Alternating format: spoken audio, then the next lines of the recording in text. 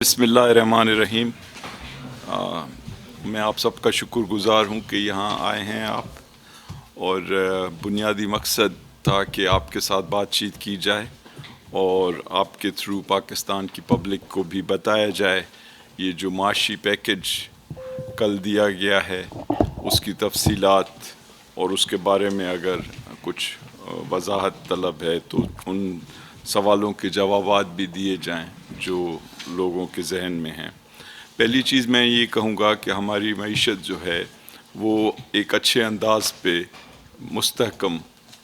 हो रही थी, और हमारी एक्सपोर्ट्स में भी इजाफ़ा हुआ, और हमारी जो बाहर से इन्वेस्टमेंट आती है वो भी पिछले 8 महीने में कुछ $4 बिलियन की हद तक पहुंची, और जो हमारा बड़ा खसारा था करंट अकाउंट डेफिसिट का वो 20 अरब से घट के तकरीबन 3 अरब सिर्फ रह गया, और साथ ही साथ कोई 4,000 अरब के जो लोन्स हैं वो पिछले जब से ये हुकूमत आई है अदा किए गए, और जो प्राइमरी बैलेंस है जो कि एक बुनियादी इंडिकेटर है जो कि आमदनी और अखराजात का फ़र्क बताता है, वो भी पॉजिटिव रहा, जो कि पाकिस्तान की तारीख़ में शायद कभी कभी रहा हो। उसके साथ जो रेवेन्यू कलेक्शन की गई पिछले 8 महीने में वो इतनी थी जो तारीख़ में किसी भी 8 महीने में पाकिस्तान के इतनी ज़्यादा नहीं की गई, और ये पिछले साल के मुकाबले में 17% ज़्यादा थी, और इसकी वजह से जो सूबों को NFC के थ्रू पैसे दिए गए वो भी तारीख़ में सबसे ज़्यादा नंबर दिया गया, और स्टेट बैंक के जो रिज़र्व्स थे उनमें भी कोई $5 अरब का इजाफ़ा हुआ। तो ये तमाम चीज़ें जो हैं ये एक अच्छी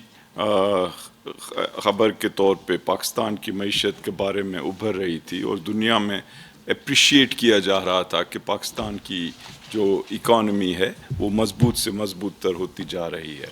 अब इस वक्त जिस तरह आप सबको पता है ये CV का जो इस वक्त मसला आया हुआ है उससे मईशत पे बुरे असरात पड़ने की तवक्को है, क्योंकि अगर हमारे आसपास जो ममालिक हैं और जो दूसरे मुल्क जहां हम एक्सपोर्ट्स करते हैं उनकी अगर इकोनॉमीज़ जो हैं वो कमज़ोर हो रही हैं तो हमारी जो एक्सपोर्ट्स हैं उनकी डिमांड में भी कमी आएगी। साथ ही साथ जो रेमिटेंसेस पिछले 4 माह से मुसलसल बढ़ रहे थे, ये हमारे एक्सपेट्रिएट जो बाहर हमारे वर्कर्स हैं वो भेजते हैं, तो अगर ये जिन ममालिक में रहते हैं जैसे सऊदी अरब या UAE या इंग्लैंड या अमेरिका, उनकी इकॉनमीज़ अगर कमज़ोर होंगी तो ये रेमिटेंसेस में भी कमी आ सकती है। मैं शुक्रगुजार हूँ एडवाइज़र टू फाइनेंस की और प्राइम मिनिस्टर ऑफ पाकिस्तान की कि इन्होंने जब ये पैकेज तरतीब दे रहे थे पाकिस्तान के दीगर शोबों को फोकस करते हुए जो कोरोना से मुतासर हैं, उसमें हमारा एक बहुत अहम जो टूल है या टूल ऑफ कम्युनिकेशन और एक सुतून जो रियासत का वो मीडिया, और मीडिया वर्कर्स के जो इश्यूज हैं और जो चैलेंजेस हैं उनको ना प्राइम मिनिस्टर भूले हैं और ना एडवाइज़र ऑन फाइनेंस भूले हैं। इन्होंने आपके उन तमाम जो जायज़ बुनियादी हकूक़ हैं उस पैकेज में उसको तहफ़्फ़ुज़ देने जा रहे हैं, और प्राइम मिनिस्टर ऑफ पाकिस्तान ने जो मीडिया इंडस्ट्री के साथ जुड़े चैलेंजेस में एक पेंडेंसी का इशू था जो मीडिया मालिकान के कुछ बजटरी मुख्तलिफ मिनिस्ट्रीज़ के अंदर वो पैसे पेंडिंग पड़े हुए हैं रिलीज़ के लिए, तो वो भी प्राइम मिनिस्टर ने कल हदायत दी हैं। अगले चंद दिनों में वो मीडिया मालिकान से और अदर स्टेक होल्डर्स जो मीडिया इंडस्ट्री के हैं उनसे मिल के along with the adviser on finance हम एक कम्प्रीहेंसिव वे फॉरवर्ड तरतीब दे रहे हैं, और ये जो रिलीफ है ओवरऑल जो कोरोना के मुतासरीन के बाद अल्टीमेटली उसके जितने भी तबकात जिनको इसने अपनी ज़द में लिया उसमें मीडिया को हम किसी हाल में ना भूल सकते हैं, اور نہ میڈیا کی تعاون کے بغیر اس چیلنج سے ہم نبرد آزما ہو سکتے ہیں. کورونا کو شکست دینی ہے تو میڈیا کے تعاون سے دینی ہے, میڈیا کی سپورٹ سے دینی ہے, میڈیا کی اونرشپ سے دینی ہے, اور آپ کی پارٹنرشپ سے دینی ہے, اور انشاءاللہ آپ ہمارے ساتھ ہیں اور ہم آپ کے ساتھ ہیں.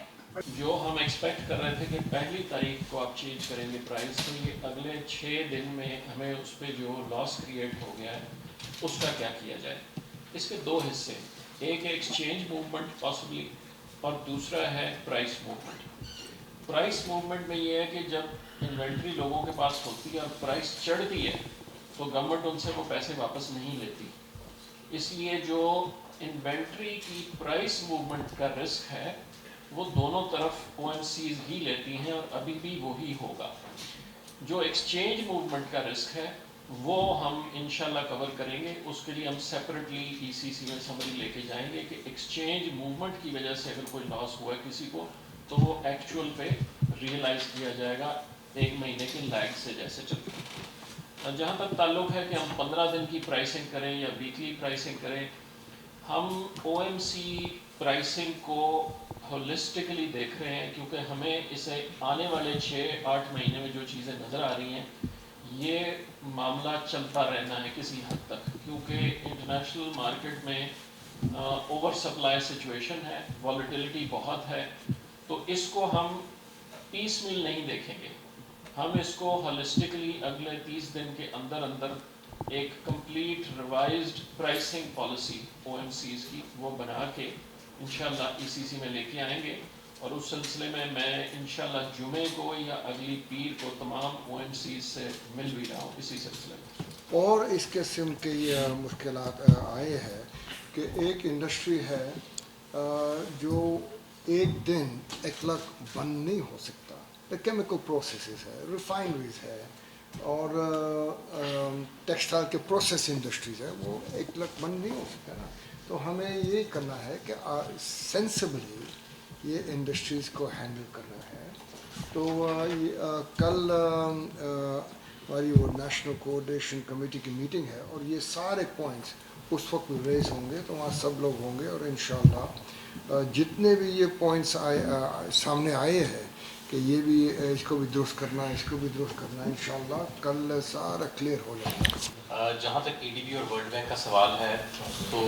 جو ٹوٹل پیکج جس طرح حفیظ شیخ صاحب نے بتایا ویسے ہی ہے. اس کے اندر جو فریش کمپوننٹ شامل ہے وہ تقریباً $600 ملین کے قریب ہے. باقی کمپوننٹ اس کے اندر کچھ ایسا شامل ہے کہ جو سلو موونگ یا کسی problematic P S T P کے پروجیکٹس کی وجہ سے وہ پیسہ پاکستان میں نہیں آ سکا. اب وہ پیسہ جو ہے اس کو جب ہم ری ایلوکیٹ کریں گے زیادہ ارجنٹ یا فاسٹ موونگ پروجیکٹس کی طرف تو وہ پیسہ پھر پاکستان آئے گا. تو اس طرح سے آپ اس کو بھی ایک فریش انجیکشن ہی سمجھ سکتے ہیں, کیونکہ آلدو وہ پیسہ پہلے کمیٹڈ تھا لیکن وہ پہلے پاکستان فلو نہیں کر سکا. اب ہم اس کو جب فاسٹ موونگ پروجیکٹس کی طرف ڈائریکٹ کریں گے تو ہم یہ امید کر رہے ہیں. اس کے علاوہ مختلف پروگرام لونز جو ان کے پہلے چلے آ رہے تھے جن کے جو کسی نہ کسی تعطل کا شکار تھے, ہم نے ان سے بھی ریکویسٹ کی ہے کہ اور ہم خود بھی ان کو ایکسپیڈائٹ کر رہے ہیں اپنے اینڈ پہ. اور ہم ظاہر ہے کہ سچویشن کو مانیٹر کر رہے ہیں. یہ عالمی اداروں کے پاس ایمرجنسی فنڈنگ موجود ہے. ابھی تک تو جو ہم فنڈز لے رہے ہیں ان کا زیادہ تعلق ہے کووڈ-19 کی سپورٹ, ریلیف اور جو سوشو اکنامک امپیکٹ اس کا ولنریبل لوگوں پہ آ رہا ہے اس کی ریلیف کے لیے. لیکن اگلے سٹیج میں جو ہم جائیں گے وہ ہم اکنامک جو بجٹری سپورٹ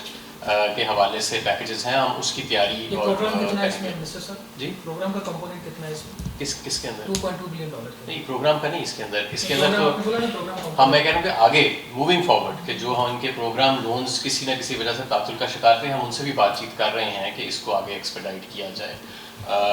اس کے اندر موونگ فارورڈ جو اگلا ہمارا فیز ہوئے گا, ابھی تو ہم صرف کورونا کے رسپانس کو سامنے رکھتے ہوئے ہم نے ان کو اپروچ کیا ہے کہ کورونا کی سپورٹ کے لیے اور ولنریبل لوگوں کے لیے ریلیف دیا جائے. جو اکنامک امپیکٹ آ رہا ہے کورونا کا اس کے لیے بھی ہم ان کو اپروچ کریں گے اور ان عالمی اداروں سے بات چیت کریں گے کہ ہمیں بجٹری سپورٹ پیکیجز ڈیزائن کر کے دیے جائیں. لیکن ظاہر ہے یہ چیز ابھی ای سی سی میں جائے گی, ایکنک میں جائے گی اور سی ڈبلیو پی میں جائے گی. آئی تھنک ایڈوائزر صاحب نے جیسے پہلے بھی فرمایا تھا کہ جتنے بھی کورونا پہ ایکسپینسز ہیں ان پہ ہمیں ایڈجسٹ ہے. تو ان شاء اللہ تعالیٰ ہماری کوشش یہی ہوگی کہ جو ہماری प्रूडेंस रही है फाइनेंशियल, उसको ज़ाहिर है हम जितना मेंटेन कर सकें वो बेहतर है। और बाकी असेसमेंट जारी है और इंशाल्लाह ताला वी विल ट्राई कि हम हमारा जो फिजिकल डेफिसिट है वो काफ़ी कंट्रोल में।